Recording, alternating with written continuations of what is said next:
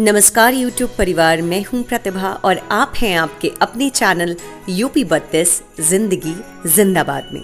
तो मैं ले आई हूं आपको आज अपने व्लॉग के थ्रू सरस आजीविका मेला में। इससे पहले भी मैंने सरस मेला का एक वीडियो शेयर किया था, उसका जो लिंक है वो मैं डिस्क्रिप्शन में पिन कर दूंगी। खासकर इस टाइप के जो मेला होते हैं और यहाँ पर मिलने वाला जो हैंडीक्राफ्ट होता है वो बहुत ही खूबसूरत होता है। आप अगर उसे ढूंढ के भी कभी लेना चाहेंगे ना तो आपको नहीं मिल पाएगा, लेकिन इस तरीके की जो जगह होती हैं वहाँ अगर आप शौकीन हैं इन चीज़ों के तो आपको ये ज़रूर मिल जाएंगे। इसके साथ साथ अपनी डेली रूटीन से हटकर अगर आप कुछ देखना चाहते हैं तो अपने शहर में होने वाले ऐसे इवेंट्स को बिल्कुल भी मिस मत कीजिएगा। साथ ही जिन लोगों ने इसे लगाया है उनका भी एक खास योगदान है। मुझे आर्टिस्टिक चीज़ें बहुत अच्छी लगती हैं, मुझे ये बहुत ज़्यादा पसंद आया है। और ऑफ कोर्स यस होता है, एस्पेक्ट्स का काम होता है, तो उसे रखने के लिए इट्स वेरी नाइस। तो I am going to take this one.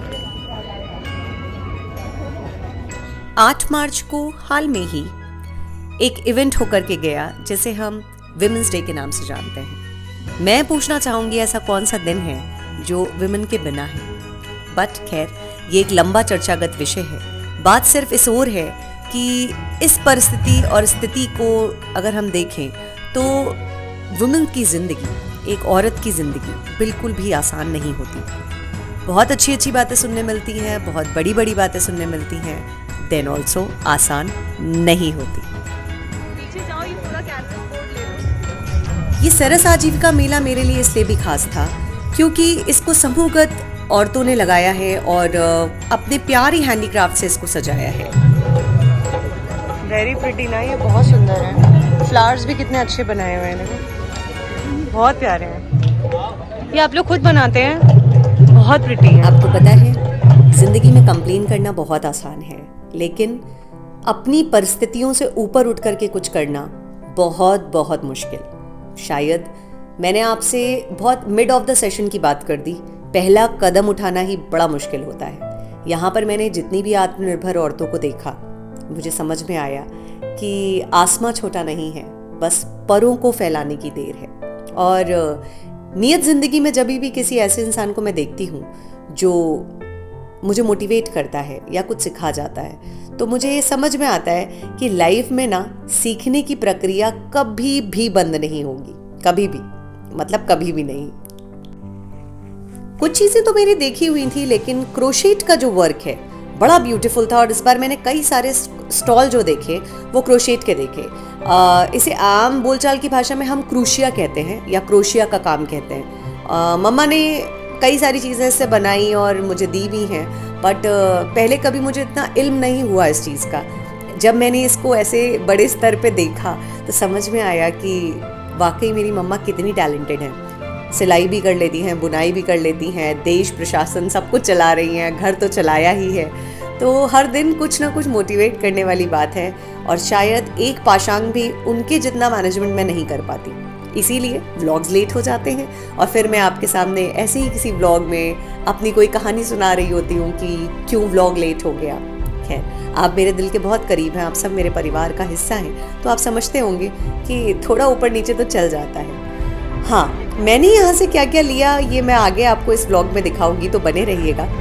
कई सारी छोटी छोटी ऐसी चीज़ें थी जो मेरे दिल के बड़ी करीब हैं और मुझे बड़ी अच्छी लगी। क्यूट क्यूट जो भी चीज़ें होती हैं ना, वो मुझे बड़ी अच्छी लगती है खरीदना, और मुझे लगता है मेरे कलेक्शन में ये सारी चीज़ें होनी चाहिए। ड्यू टू ट्रांसफरेबल जॉब की वजह से पसंद तो आती हैं बड़ी चीज़ें, कई बार बजट भी होता है, लेकिन फिर लगता है कि यार इनको इधर उधर अगर शिफ्ट किया पक्का एक ना एक चीज़ का तो कल्याण मस्तु हो ही जाना है। खैर, फिर कभी किसी और ब्लॉग में हो सकता है मैं आपको यहाँ से बहुत सारी चीज़ें परचेज़ करते हुए देखूँ। अगर मैं यहाँ के रेट की बात करूँ तो वाजिब थे, कोई बहुत ज़्यादा नहीं थे। मेहनत देखेंगे तो सब कुछ बहुत ही अविश्वसनीय लगेगा। मैंने लिया है वहाँ से, इतना क्यूट है ये, बेस्ट नाना नानी इन द वर्ल्ड। ये राघव ने लिया है नानू नन्ना के लिए। और ये जो डॉल है, वीडियो मैंने आगे भी शेयर किया है, बहुत ही क्यूट लगी मुझे। की चेन है ये भी मुझे बहुत अच्छा लगा। और ये मैंने आपको दिखाया था जैसे केस। और ये इतनी क्यूट साइकिल, ये मुझे बहुत अच्छी लगी, एकदम बिल्कुल मिनिएचर है साइकिल का। पेडल भी इसका ऐसे मस्त घूम रहा है।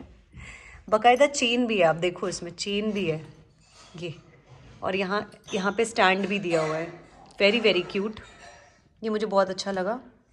और एक लिया मैंने ये भी मुझे बहुत प्यारा लगा, ट्रेडिशनल सा ना, जैसे मक्खन बिलोते हैं जिसमें, ये मुझे तो इसके साथ साथ ये जो मैंने 2 हेयर स्ट्रिंग्स लिए हैं ये मुझे बहुत पसंद हैं, और मैं यूजुअली ऐसे बाल बांधती हूँ तो ये यहाँ पर बांधते हैं। मैं जनरली अपनी जब कभी भी ऐसे कुछ हेयर स्टाइल बनाऊंगी तो मैं आप लोगों के साथ शेयर करूंगी। और एक दुखद बात यह है कि मैं अपना चश्मा पता नहीं कौन से स्टॉल पे भूल आई। मुझे राघव बेहद परेशान कर रहे थे, चलो चलो चलो करके, आओ इस तरफ आ जाओ। हाँ बताना बहुत जरूरी है। बताना जरूरी है। तो ये ऐसे करके जो मेरा बालों का स्टाइल है मुझे इसके अकॉर्डिंग ये अच्छा लगा। और इसमें जो इसके ये स्ट्रिंग्स हैं इनको हम पूरा ऐसे रोटेट भी कर सकते हैं बालों में, ऐसे ऐसे, टडा। और एक ऐसे ही सेम है ये, तो मेरे पास अब 2 हो गए हैं। और ये मुझे बहुत सस्ते मिले, कुल 100 रुपीज़ का एक। आउटिंग इज ऑलवेज गुड, और मुझे भी बहुत मज़ा आया जाकर के, थोड़ा सा चेंज हो जाता है डेली रूटीन से। तो अभी तो फिलहाल आने के बाद मुझे ऐसा लग रहा है कि I need a cup of T, और एडिट करूंगी व्लॉग, आप लोगों के लिए पोस्ट करने की कोशिश करूंगी। बहुत लंबा अंतराल हो जाता है, गैप हो जाता है, आई कैन अंडरस्टैंड दैट। और ये कोई बहुत खुशी की बात नहीं है, ना ही बहुत गर्व करने वाली बात है। मैं दिल से कोशिश करती हूँ कि रेगुलर रहूँ, लेकिन शायद रिस्पॉन्सिबिलिटीज़ के बीच में मेरा सामंजस्य बराबर नहीं है। तो शिवाय आ चुका है, 4 बज चुके हैं, अब हम लोग शिवाय के सेशन पे ध्यान देंगे, ट्यूशन का टाइम है। सो बहुत जल्दी मिलूंगी आपसे किसी और व्लॉग में, तब तक मी प्रतिभा साइनिंग ऑफ।